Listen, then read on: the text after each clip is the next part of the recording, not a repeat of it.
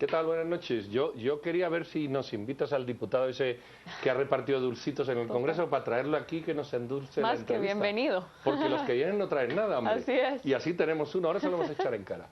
Pasemos. Muy bien, pues aquí estamos. Muchas gracias a todos ustedes por estar un martes más. Doña Silvia Gereda y un servidor y dos temas que seleccionamos el día de hoy.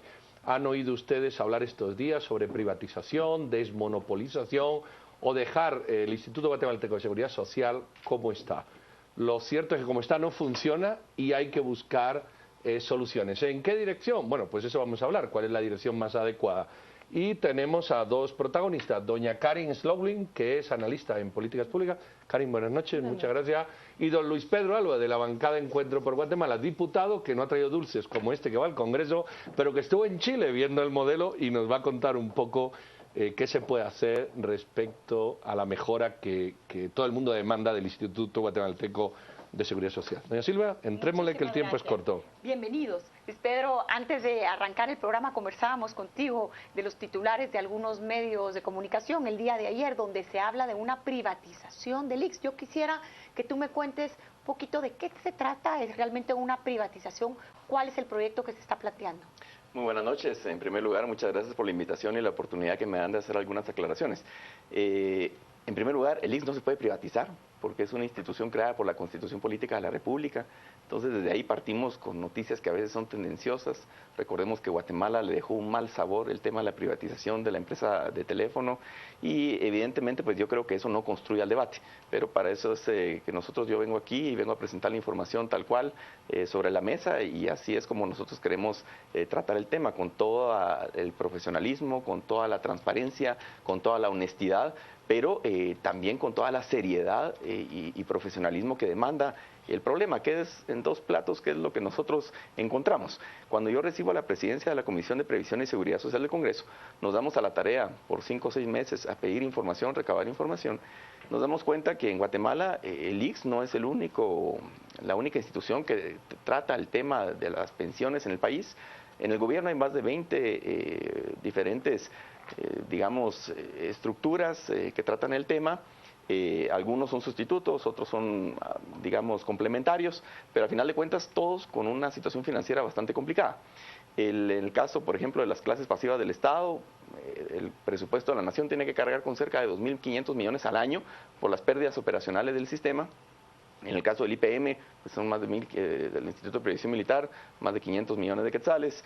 En el tema del ICS, pues nosotros, con base en los informes actuariales, es decir, los informes financieros de la propia institución, encontramos que tienen reservas en el tema de pensiones cerca de 18.000 millones de quetzales, pero que ya los ingresos y egresos prácticamente se empataron, y con una tendencia a empezar a perder dinero en este año 2016, con una alta probabilidad de tener problemas de liquidez, es decir, de poder afrontar sus obligaciones entre los años 2022 y 2024. Ante esa realidad, pues nosotros empezamos como comisión, y actuando con toda la responsabilidad del caso, empezamos a analizar diferentes propuestas. Básicamente hay dos grandes vertientes, con sus variantes, por supuesto. Una es fortalecer el sistema de reparto que tenemos actualmente. ¿Cómo se puede fortalecer? Pues bueno, obviamente las gestiones de cobro de la gran deuda que tiene el gobierno con el Instituto Guatemalteco de Seguridad Social son más de 30.000 millones de quetzales, eso es absurdo. Por supuesto que el gobierno no ha pagado su obligación desde que se creó el instituto, en el 44.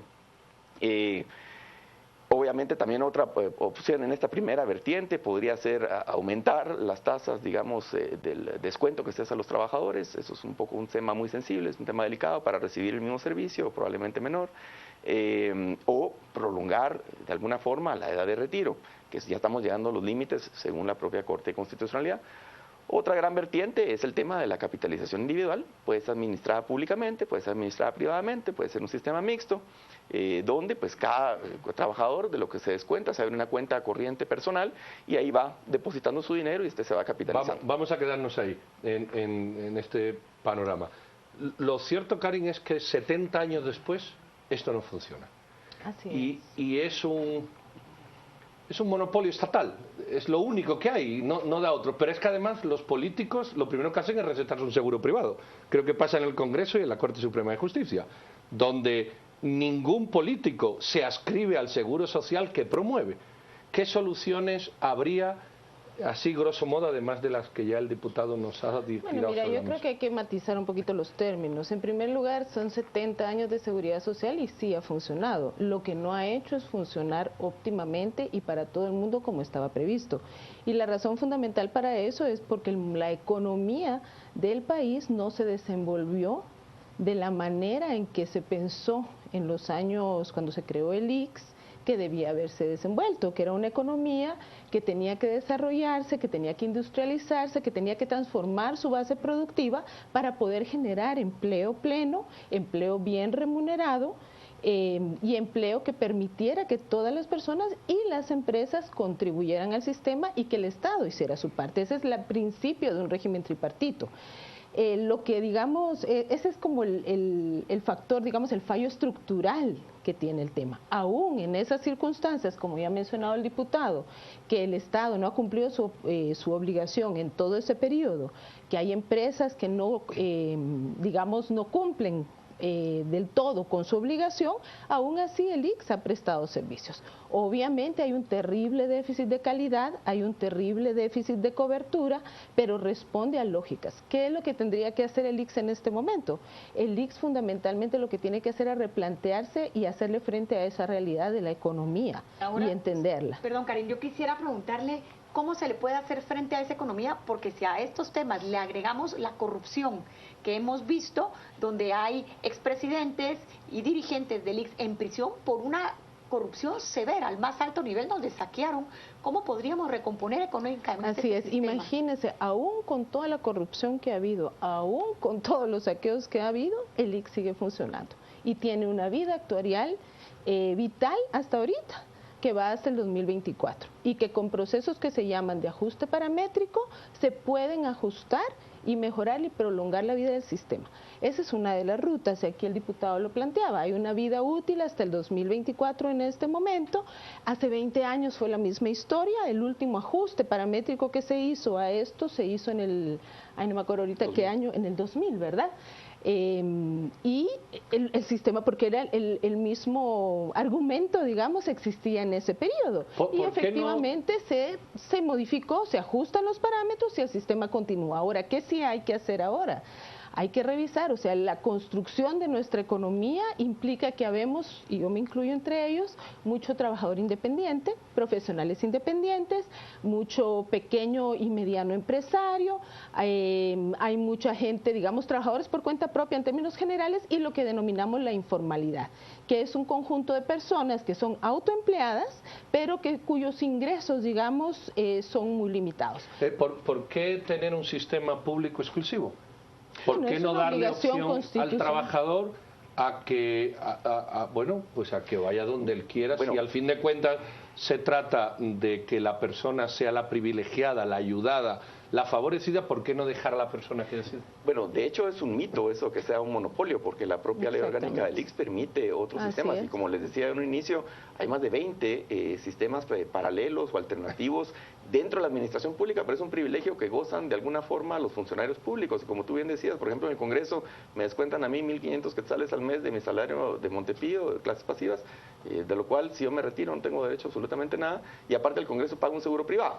La pregunta es obviamente ¿por qué paga un seguro privado? Exactamente, esa es la pregunta. Y la pregunta, y digamos... Si el Congreso promueve el ICS. Mira, al final de cuentas, lo que nosotros queremos, o por lo menos la responsabilidad que yo siento dentro de la Comisión de Previsión y Seguridad Social del Congreso, es que, y la presión que vemos es que en el año 80, el 31% de las personas de la población económicamente activa del país estaba adscrita al ICS. Hoy por hoy es menos del 17%.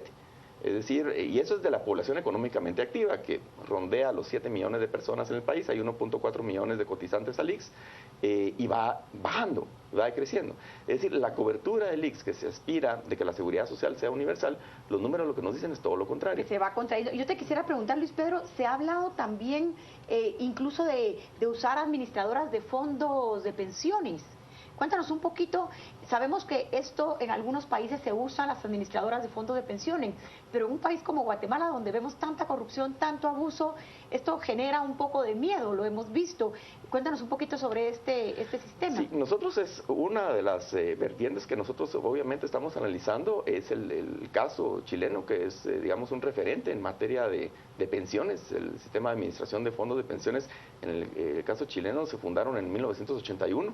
Ellos lo que hacen es administrar el dinero de los trabajadores y ha tenido un buen desempeño. Nosotros eso fue lo que fuimos a ¿Qué son estas entidades privadas, financieras? Son entidades bancarias? privadas bajo una estricta supervisión de una superintendencia de administradora de fondos de pensiones. Ustedes la pueden buscar en internet, van a encontrar muchísima información financiera de las 6 AFPs que existen en Chile. Nosotros visitamos a la AFP más grande, que se llama Provida, maneja 45 mil millones de dólares. En el caso chileno, las AFPs administran 200 mil millones de dólares, son 200 billones de dólares. Las reservas de Guatemala son 2, con una población muy similar a guatemalteca.